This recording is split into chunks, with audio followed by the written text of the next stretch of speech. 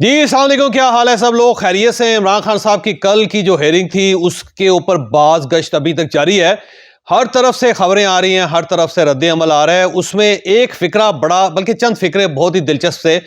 पहला फिक्रा यह था कि उन्होंने कहा कि मैं जनरल बाजवा और डोनाल्ड लू को अदालत में बुलाना चाहता हूं। क्या वाकई जनरल बाजवा साहब को बुलाया जा सकता है और डोनाल्ड लू को भी बुलाया जा सकता है? और क्या इमरान खान साहब ये एफर्ट करेंगे या नहीं करेंगे? और अगर ये एफर्ट करेंगे तो क्या जनरल बाजवा अदालत आ जाएंगे? ये हम आपको आज के वीलॉग में बताएंगे। और इमरान खान साहब ने कहा है कि मैं लिख कर देने के लिए तैयार हूं कि इलेक्शन पीटीआई ही जीतेगी। ये जो क्लेम इमरान खान साहब की तरफ से किया जा रहा है, ये किस हद तक दुरुस्त है और क्या वाकई इलेक्शन पीटीआई जीत सकती है या नहीं जीत सकती, ये भी हम आपको आज के वीलॉग में बताएंगे। और इसके साथ साथ इमरान खान साहब ने शेख मुजीब की मिसाल दी और उसमें उन्होंने कहा कि कितना जोर लगाया एस्टैब्लिशमेंट ने, लेकिन इसके बावजूद शेख मुजीब 162 सीटें ले गया था। अब जो शेख मुजीब की मिसाल है उसके ऊपर एक रद्द-ए-अमल आया। ये रद्द-ए-अमल क्या है, ये मैं आपको आज के वीलॉग में बताऊंगा।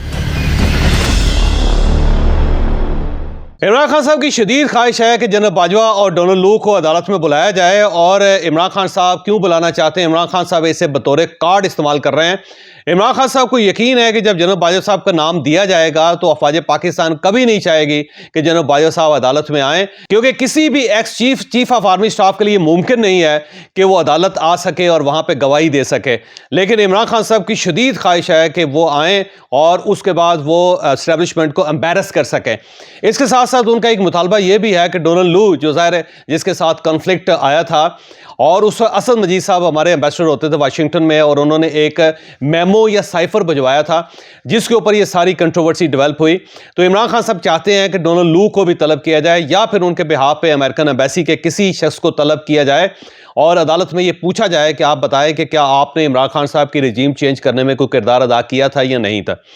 अब इसके अंदर दो क्योंकि अनासर हैं, एक अंसर जो जनरल बाजवा साहब का है और दूसरा डोनाल्ड लू का है। पहले डोनाल्ड लू के बारे में तो ये बात है कि वो एक अमेरिकन सिटीजन है और उसके साथ साथ उनका वहाँ की सरकार के साथ ताल्लुक भी है। तो उनको मेरा नहीं ख्याल कि दुनिया की कोई अदालत या दुनिया का कोई दूसरा मुल्क उन्हें वहाँ बुलवा सकेगा। तो ये ख्वाहिश इमरान खान साहब की पूरी नहीं हो सकती। सेकेंडली, अगर इमरान खान साहब ये चाहेंगे कि अमेरिकन सफारत खाने को लिखा जाए कि यहाँ कोई ना कोई साहब अदालत में पेश हों और वो बताएं कि अमेरिका ने रजीम चेंज के अंदर कोई किरदार अदा किया था या नहीं किया था, तो ये ख्वाहिश भी इमरान खान साहब की पूरी नहीं हो सकती, क्योंकि तमाम सफारतकारों को और सफारत खानों की इम्यूनिटी हासिल होती है। उन्हें किसी अदालत में, किसी पुलिस स्टेशन में पेश नहीं किया जा सकता, बजाय इसके कि उन्होंने कोई खौफनाक किस्म का क्राइम किया हो, किसी ने कत्ल कर दिया हो या कोई ऐसी वारदात के अंदर वो मुलव्वस हो जो ज़ाहिर ताज़ीरात पाकिस्तान के तहत जिसकी सज़ा खौफनाक है और जिसमें इम्यूनिटी हासिल नहीं है सफारतकार को, तो वो फिर गिरफ्तार किया जा सकता है। लेकिन इसमें भी उस शख्स को उस गवर्नमेंट के हवाले किया जाता है, फिर वो गवर्नमेंट उसके खिलाफ कोई केस दर्ज करती है या उसके खिलाफ कोई सज़ा तजवीज़ करती है। वैसे किसी सफारतकार को यहाँ पे नहीं बुलाया जा सकता किसी भी अदालत के अंदर। तो इमरान खान साहब ये बतौर कार्ड इस्तेमाल कर रहे हैं, क्योंकि वहाँ पे सहाफ़ी थे और पहली मरतबा इमरान खान साहब को जेल में जाने के बाद सहाफ़ियों का दीदार नसीब हुआ, तो उन्होंने वहाँ पे इसको खबर बनाने की कोशिश की और उन्होंने भरपूर खबर बनाई। अब अगला सवाल ये है कि अगर जनरल बाजवा साहब को वो बुलाते हैं तो क्या जनरल बाजवा साहब आएंगे? मेरा ज़ाती ख्याल ये, अब ये सिर्फ और सिर्फ मेरा ज़ाती ख्याल है कि अगर जनरल बाजवा साहब को मौका दिया जाए, अगर अफवाज पाकिस्तान उनके रास्ते में रुकावट ना बने या उनकी जो पुरानी सर्विस थी वो उसके जो तकाजे हैं उनके रास्ते में रुकावट ना बने, या फिर जो मौजूदा हालात हैं उसमें अगर उन्हें ना रोका जाए, तो जनरल बाजवा साहब चाहेंगे कि वो अदालत जाएं और अदालत जाके वो इमरान खान साहब को वहाँ पे कन्फ्रंट करें, क्योंकि जनरल बाजवा साहब के पास बहुत सा ऐसा मवाद है कि जो जब वो अदालत के सामने पेश होकर बयान करेंगे तो फिर इमरान खान साहब के पास कुछ जवाब नहीं बचेगा, क्योंकि जनरल बाजवा साहब जब ये सारा केस देख रहे थे तो उस वक्त बाकायदा उनके पास गवाह भी मौजूद थे और उसमें काबीना के लोग, अपने लोग मौजूद थे। और बार बार ऐसा होता था कि जब साइफर की बात की जाती थी तो फिर हमेशा कोई ना कोई इमरान खान साहब का वजीर वहाँ पे इन्वॉल्व होता था और उसके ज़रिए कोई ना कोई गुफ्तगू होती थी। मसलन जब सिक्योरिटी कमेटी का इजलास बुलाया गया, जब साइफर का इशू बना, तो इमरान खान साहब ने अपने दौर में खुद बुलवाया था और उस वक्त इमरान खान साहब ने अफवाज पाकिस्तान से ये कहा था कि हम इस पे कुछ ज़्यादा दूर नहीं जाना चाहते, क्योंकि मैं बात कर चुका हूँ, तो मैं ये चाहता हूँ कि मेरी इज्जत बहाल रहे, तो आप इस पे सिक्योरिटी कमेटी का इजलास बुला लें और उसके अंदर कुछ ना कुछ चीज़ें डिस्कस करके कोई ना कोई उसका लामिया जारी करके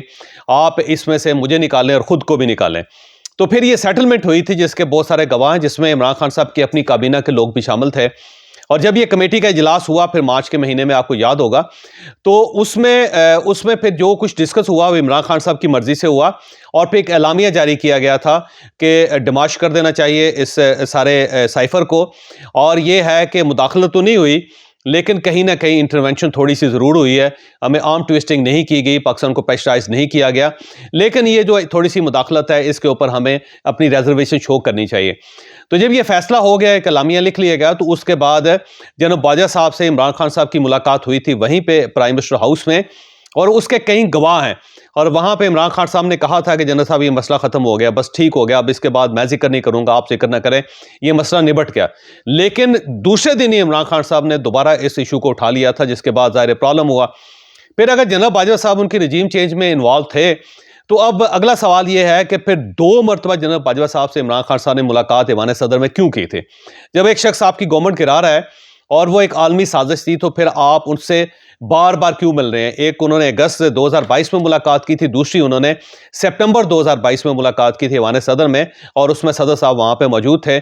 और अगर जनरल बाजवा साहब को कभी अदालत बुलाया जाता है तो वो कहेंगे कि सदर साहब को बुलाएं जिनके सामने ये बात हुई थी, या फिर श्री मजारी साहबा को बुलाएं जिनके सामने ये बात हुई थी, परवेज खटक साहब को बुलाएं जिनके सामने ये बात हुई थी, असद उमर साहब को बुलाएं जिनके सामने ये बात हुई थी, और वर्ष कम वर्ष शाह महमूद कुरैशी साहब को बुलाएं जिनके सामने ये बात हुई थी। तो बहुत सारे लोग हैं जो इसके अंदर इन्वॉल्व हैं, और उनको बतौर गवाह फिर पेश करना पड़ेगा इमरान खान साहब को, और वहाँ पर उनको जवाब देना पड़ेगा। कुछ ज़ाहिर इस किस्म की जो मीटिंग्स होती है उसकी रिकॉर्डिंग्स भी होती हैं, और जब वो रिकॉर्डिंग्स भी मंगवाई जाएंगी प्राइम मिनिस्टर हाउस की, तो फिर इमरान खान साहब के पास कोई ऑप्शन नहीं बचेगा, क्योंकि सिक्योरिटी कमेटी का जो इजलास हुआ था उसकी एक एक चीज़ रिकॉर्ड की गई थी। और फिर इसके अलावा अगर जनरल बाजवा साहब वाकई उन्होंने रजीम चेंज की थी, तो एक सवाल यह भी पैदा होता है कि इमरान खान साहब ने फिर उनको 6 मरतबा एक्सटेंशन देने की कोशिश क्यों की थी? क्योंकि जब एक शख्स आपकी गवर्नमेंट गिरा रहा है और अमेरिका के साथ मिलकर गिरा रहा है, तो बार बार आप ये चाहते हैं कि वो एक्सटेंशन ले ले और उसके बाद आपकी गवर्नमेंट को बचाया जाए। एक्सटेंशन पहले भी ऑफर की गई थी, अदम एतमाद से पहले भी,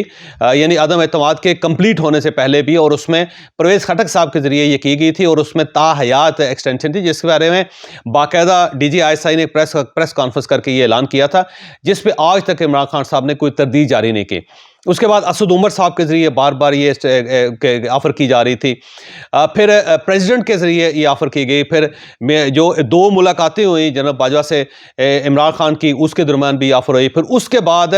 दोबारा 8 महीने की आखिर में दोबारा एक एक्सटेंशन की बात हुई थी, जिसे मियां नवाज शरीफ ने तस्लीम करने से इनकार कर दिया था, बल्कि एक पूरा प्लान बना था इमरान खान साहब की तरफ से कि जनरल बाजवा साहब को एक्सटेंशन दे देते हैं और वो फौरी तौर पर इलेक्शन करवा देते हैं, लेकिन मियां नवाज शरीफ उस पर नहीं माने थे। तो अब सवाल ये है कि जनरल बाजवा साहब को जब बुलाया जाएगा तो वो सारी चीज़ें बताएंगे, और जिसका जवाब मेरा नहीं ख्याल कि इमरान खान साहब के पास होगा। और इस दौरान इमरान खान साहब अमेरिका को खुश भी कर चुके हैं, वो कह चुके हैं कि ये सारे मामलात अब माजी का हिस्सा बन गए हैं, अब मुझे यकीन हो गया है कि अमेरिका ने मेरी गवर्नमेंट नहीं गिराई थी, इस पर बहुत ज़्यादा उनके क्लिप्स मौजूद हैं। तो इमरान खान साहब अब एक दोबारा तकरीबन 2 साल के तातुल के बाद दोबारा वो मैदान में आ गए, उन्होंने कहा कि फिर मेरी हुकूमत जनरल बाजवा ने गिराई थी। तो ये जब सारी चीज़ें सामने रखी जाएंगी तो फिर इमरान खान साहब के पास कोई जवाब नहीं होगा। लेकिन मेरा ज़ाती ख्याल ये है कि ना अदालत उन्हें तलब करेगी, क्योंकि 2 साल की इम्यूनिटी हासिल है उन्हें, 2 साल में उन्हें किसी अदालत में तलब नहीं किया जा सकता, ना ही उनको आना चाहिए किसी अदालत में। लेकिन अगर प्रेशराइज किया जाएगा तो जनरल बाजवा साहब मेरा ख्याल है आएंगे। अब मुझे नहीं पता कि इस्टेब्लिशमेंट का इस पर क्या रद्द अमल होता है, लेकिन अब मेरी गट फीलिंग है कि ये एक बड़ा सुनहरी मामला है जनरल बाजवा साहब के लिए कि वो आके अदालत में एक ही बार दूध का दूध और पानी का पानी कर जाए। दूसरा, इमरान खान साहब ने दावा किया है कि मैं लिख कर देता हूं कि इलेक्शन जो है वो PTI जीतेगी। इसके ऊपर बड़ा छोटा सा तबसरा है कि आपको याद होगा कि 2018 में जब इलेक्शन हुए थे तो मियां नवाज शरीफ और अपनी साहबजादी के साथ मरियम नवाज साहिबा के साथ वो इंग्लैंड के अंदर थे, और उससे पहले उन्हें सजा यहाँ पे हो चुकी थी, लेकिन वो गिरफ्तार नहीं हुए थे, उससे पहले वो इंग्लैंड चले गए थे। और उस वक्त मियां नवाज शरीफ को बार बार ये कहा गया कि आप पाकिस्तान वापस ना आएँ, बल्कि एस्टैब्लिशमेंट की तरफ से जनरल फैज़ हमीद साहब की तरफ से भी कुछ लोग भेजे गए, और उन्होंने राज़ी करने की कोशिश की कि मियां नवाज शरीफ इलेक्शन के लिए यहाँ ना आएँ और अपनी अहलिया की तमाददारी करें। लेकिन मियां नवाज शरीफ साहब जहाज़ पर बैठ के यहाँ आए और उन्हें गिरफ्तार किया गया और जेल में रखा गया। उस वक्त मियां नवाज शरीफ साहब का भी यही ख्याल था कि मैं अगर जेल के अंदर होऊंगा तो एक सिंपैथी वोट मुझे मिलेगा और मेरी पार्टी जीत जाएगी। लेकिन जब रिजल्ट्स आए तो मियां नवाज शरीफ क्या, उनकी पार्टी को कोई भी फ़ायदा नहीं हुआ। और वो गवर्नमेंट नहीं बना सकी। आपको याद होगा कि उससे पहले इम्कान था कि शायद पंजाब के अंदर मियां नवाज शरीफ साहब हुकूमत बना सकेंगे, लेकिन मियां नवाज शरीफ साहब पंजाब में भी हुकूमत नहीं बना सके थे, और वो जो ज़ोम था उसका मियां नवाज शरीफ को बहुत नुकसान हुआ। फिर उन्हें तवील अरसा तक जेल में रहना पड़ा, और फिर उसके बाद एक कंप्रोमाइज़ के तहत मियां नवाज शरीफ साहब मुल्क से बाहर गए और फिर 4 साल बाद मुल्क में वापस आए। सेम इसी तरह इमरान खान साहब का भी मेरा ख्याल है कि वही गलतफहमी है इनको भी कि ये जेल में होंगे तो इन्हें सिंपैथी वोट मिल जाएगा। ये याद रखिएगा कि सिंपैथी वोट डेफिनेटली होता है पाकिस्तान के अंदर, लेकिन वो जो एक रशियन प्रेसिडेंट थे स्टालिन, उन्होंने बड़ा खूबसूरत फिक्रा कहा था कि इलेक्शन में वोट देने वाले इंपॉर्टेंट नहीं होते, वोट गिनने वाले इंपॉर्टेंट होते हैं, और वोट गिनने वाला हमेशा स्टेट होती है। अब स्टेट अगर नहीं चाहेगी तो मियां नवाज शरीफ नहीं जीत सके, और स्टेट अगर नहीं चाहेगी तो मोहतरमा बेनजीर भुट्टो नहीं जीत सकेगी, स्टेट अगर नहीं चाहेगी तो जुल्फकार अली भुट्टो भी नहीं जीत सकेंगे, और स्टेट अगर नहीं चाहेगी तो अयूब खान भी इलेक्शन नहीं लड़ सकेंगे, स्टेट अगर नहीं चाहेगी तो जनरल परवेज मुशर्रफ साहब अपनी भरपूर पॉपुलैरिटी के बावजूद इलेक्शन नहीं लड़ सकेंगे, और अगर लड़ेंगे तो उन्हें 1-2 सीटों से ज़्यादा सीटें नहीं मिल सकेंगी। सेम इसी तरह अगर स्टेट नहीं चाहेगी तो इमरान खान साहब अगर पाकिस्तान के मकबूल तरीन लीडर भी हों, ये पूरा पाकिस्तान भी इनके लिए बाहर खड़ा हो जाए, तब भी ये इलेक्शन नहीं जीत सकेंगे, क्योंकि इलेक्शन जीतने के लिए जो लवाजमात होते हैं उनमें कुछ ऐसे लवाजमात भी होते हैं वो स्टेट की मदद के बगैर पूरे नहीं हो सकते, जिसमें उम्मीदवार हैं। अगर उम्मीदवार को डिसक्वालीफाई कर दिया जाएगा, या उम्मीदवार को इलेक्शन लड़ने नहीं दिया जाएगा, या उम्मीदवार को कहा जाएगा कि आप अपने कागजात नामजदगी वापस ले लें,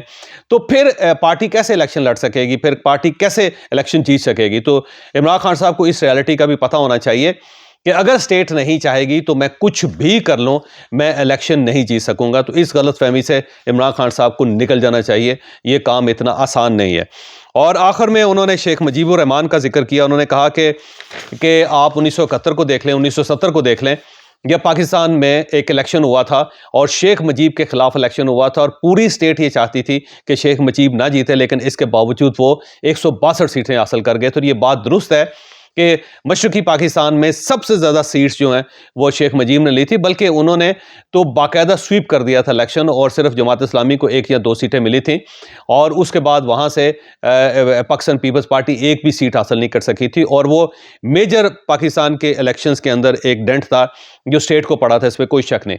लेकिन उसमें 2 चीज़ें हैं। एक तो ये कि शेख मुजीब साहब ने वो इलेक्शन एंटी पाकिस्तान नैरेटिव पर लड़ा था, उन्हें पाकिस्तान के खिलाफ बांग्लादेश को बनाने के लिए इलेक्शन लड़ा था। तो अगर इमरान खान साहब शेख मुजीब की मिसाल देने, तो इसका मतलब ये हुआ कि वो एस्टैब्लिशमेंट को या रियासत को ये बताना चाहते हैं कि मैं शेख मुजीब बनूंगा, यानी मैं पाकिस्तान तोड़ दूंगा खुदा न खास्ता। तो ये वो एक नैरेटिव है जिससे मेरा नहीं ख्याल कि पीटीआई भी बाय कर सकती है। तो एक तो इस इमरान खान साहब को इस नैरेटिव से निकलना पड़ेगा। दूसरा, शेख मुजीब का जो इलेक्शन था, और वो इसमें कोई शक नहीं कि वो एंटी स्टेट था और पाकिस्तान के खिलाफ था, लेकिन शेख मुजीब जो है उनकी बाकायदा एक बैकिंग थी और उनका बाकायदा एक सूबा था। अब इमरान खान साहब के पास कोई ऐसा सूबा नहीं है या कोई ऐसा तख्त नहीं है जिसकी बुनियाद पे वो पाकिस्तान के अंदर हुक्मरानी कर सके। ना उनके पास पंजाब है, ना उनके पास खैबर पख्तूनख्वा है। अगर खैबर पख्तूनख्वा उनका होता तो फिर वो कह सकते थे कि मैं शेख मुजीब साबित हो